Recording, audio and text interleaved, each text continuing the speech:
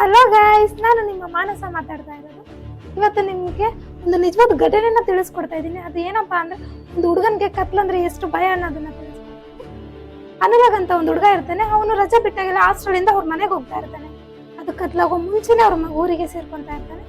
ಆ ಒಂದಿನ ಏನಾಗುತ್ತೆ, ಈಗ ಎಕ್ಸಾಮ್ ಮುಗಿಸ್ಕೊಂಡು ಹೋಗೋದಕ್ಕೆ ಸ್ವಲ್ಪ ಲೇಟ್ ಆಗ್ಬಿಡತ್ತೆ. ಬಸ್ ಸ್ಟಾಪ್ ಹೋಗ್ತಾನೆ, ಬಸ್ಸು ಕೂಡ ಅವತ್ತೆ ಲೇಟ್ ಆಗಿ ಬಂದ್ಬಿಡತ್ತೆ.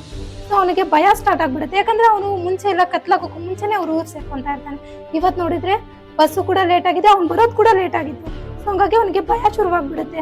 ಯಾಕಂದ್ರೆ ಅವ್ರು ಊರಿಗೆ ಹೋಗಿದ ತಕ್ಷಣ ಅವನು ಅವ್ರ ಮನೆಗೆ ಹೋಗೋದಕ್ಕೆ ಇನ್ನೂ 3 ಕಿಲೋಮೀಟರ್ ಹೋಗ್ಬೇಕಾಗಿರುತ್ತೆ. ಅಲ್ಲಿ ಅವರು ಡ್ರಾಪ್ ಕೇಳ್ಕೊಂಡು, ಇಲ್ಲ ಅವ್ರ ಅಣ್ಣನಿಗೆ ಅವ್ರ ಅಪ್ಪನಿಗೆ ಕಾಲ್ ಮಾಡ್ಕೊಂಡು, ಇಲ್ಲ ಯಾರನ್ನಾದ್ರೂ ನಡ್ಕೊಂಡು ಅದು ಹೋಗೋದಿರುತ್ತೆ ಅವ್ರ ಮನೆಗೆ. ಸೊ ಹಂಗಾಗಿ ಅದು ಕತ್ಲು ಬೇರೆ ಆಗಿರುತ್ತಲ್ವಾ, ಅವನಿಗೆ ಭಯ ಸ್ಟಾರ್ಟ್ ಆಗ್ಬಿಡುತ್ತೆ.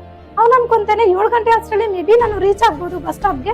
ಅವಾಗ ನನ್ನ ಅಣ್ಣ ಕಾಲ್ ಮಾಡಿದ್ರೆ ಸ್ಕೂಟಿನಲ್ಲಿ ಬಂದು ನಮ್ಮನ್ನ ಕರ್ಕೊಂಡು ಹೋಗ್ತಾನೆ ಅಂತ ಅವನು ಅನ್ಕೊಂಡಿರ್ತಾನೆ ಅಷ್ಟೇ. ಬಟ್ ಅವ್ರ ಮುಂದಿನ ಕತೆ ಏನಾಗುತ್ತೆ ಅಂತ ನಿಮ್ಗೆ ನೆಕ್ಸ್ಟ್ ವಿಡಿಯೋದಲ್ಲಿ ತಿಳಿಸ್ಕೊಡ್ತೀನಿ.